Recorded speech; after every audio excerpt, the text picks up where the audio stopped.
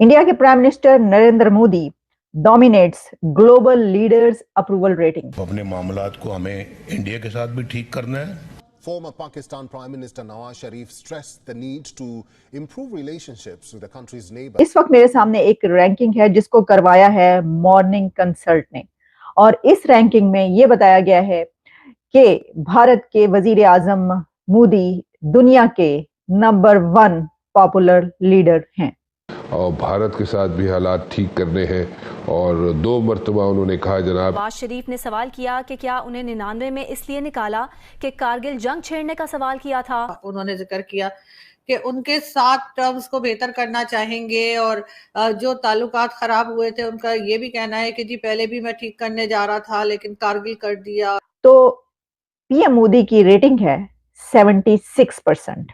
क्या वाकई में अगर नवाज शरीफ साहब वापस आते हैं तो वो भारत से बात करेंगे, और क्या भारत जो है वो बात करेगा, यदि कि जो वहाँ की गवर्नमेंट है इस वक्त आप देख ही रहे हैं कि पीएम मोदी जो है वो बहुत आगे की तरफ जा रहे हैं। दुनिया के best leader, the best leader of the world का खिताब दिया है नरेंद्र मोदी को। क्या कहना चाहेंगे? दुनिया के बड़े बड़ी कंट्रीज हैं, उनको भी तो दे सकती थी, तो नरेंद्र मोदी को ही क्यों टॉप लिस्ट पर रखा? तरक्की कर रहा है तो वजह क्या है?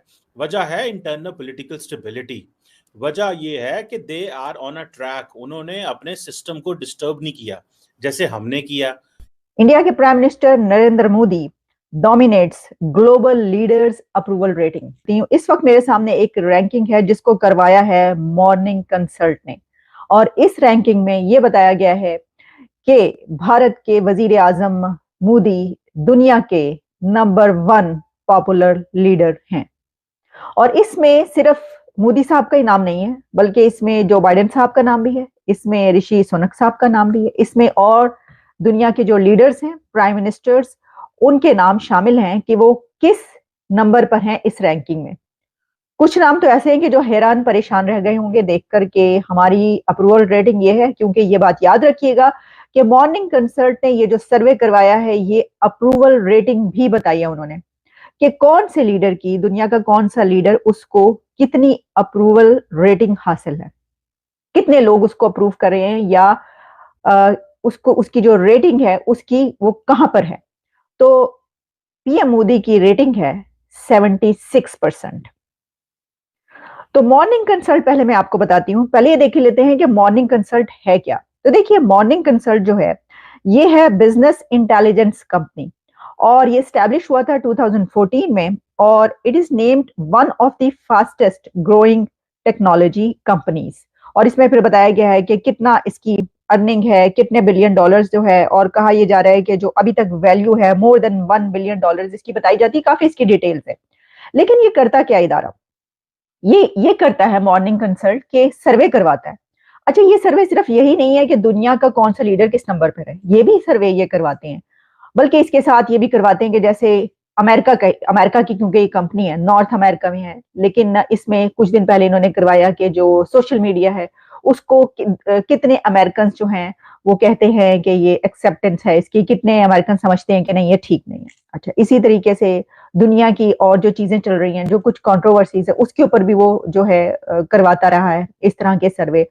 और जो मॉर्निंग कंसल्ट है इसकी तमाम जो सर्वे या रैंकिंग्स आती हैं वो अपडेट होती रहती हैं, और समटाइम्स ये वीकली अपडेट भी होती हैं। तो ये जो हम आपको रैंकिंग बता रहे हैं कि जिसमें भारत के वजीर आजम मोदी साहब ने टॉप किया है दुनिया भर में, और टॉप ऑफ द लिस्ट हैं वो इस रैंकिंग में, कि जिसमें बताया गया है कि उनकी अप्रूवल रेटिंग 76% है और वो मोस्ट पॉपुलर लीडर हैं। इसकी रैंकिंग की गई है दिसंबर एंड नवंबर के लास्ट वीक, 1 वीक की हम आपको ये बता रहे हैं। तो ये समझ लीजिए कि लेटेस्ट रैंकिंग जो है ये हम आपको बता रहे हैं। इससे पहले भी कई एक रैंकिंग्स आती रही हैं, अगर आपको याद हो उसमें भी देखिए, ये तो वो कहते हैं ना कि पाकिस्तान की सियासत में ना बिकने वाला ना झुकने वाला, तो अब दुनिया ये कह रही है मोदी ना बिकने वाला ना झुकने वाला। और ये किसने कहा? अभी किसने कहा ये आप जानते हैं? अभी कहा है प्रेसिडेंट पुतिन साहब ने। पुतिन ने क्या कहा? उन्होंने कहा कि ना तो उनको झुकाया जा सका, ना अपने साथ मिलाया जा सका, और ना ही उनको डराया जा सका, और उनको इंटिमिडेट नहीं किया जा सका। और एक प्रेशर जब उस वक्त था दुनिया के ऊपर के रशिया को नहीं मानना, इसके खिलाफ जाना है, उस वक्त उन्होंने ये बात तस्लीम नहीं की। उन्होंने जिक्र किया कि उनके साथ टर्म्स को बेहतर करना चाहेंगे और जो ताल्लुकात खराब हुए थे उनका ये भी कहना है कि जी पहले भी मैं ठीक करने जा रहा था लेकिन कारगिल कर दिया और कारगिल की वजह से उनको निकाला भी गया क्योंकि वो कारगिल के हक में नहीं थे। कैसे देखते हैं आप उनके स्टेटमेंट को? क्या वाकई में अगर नवाज शरीफ साहब वापस आते हैं तो वो भारत से बात करेंगे और क्या भारत जो है वो बात करेगा, यदि कि जो वहां की गवर्नमेंट है इस वक्त आप देख ही रहे हैं कि पीएम मोदी जो है वो बहुत आगे की तरफ जा रहे हैं और उनकी कंट्री को भी काफी प्रोग्रेस की है उसने, तो क्या वो दोबारा बात करना पसंद करेंगे? बहुत शुक्रिया मैडम। देखें, ये जो बात है ना कि आप नेबर्स के साथ लड़ के तरक्की नहीं कर सकते, मैं इस आर्गुमेंट से एग्री नहीं करता, क्योंकि इंडिया तो पाकिस्तान से भी लड़ा हुआ लेकिन तरक्की कर रहा है।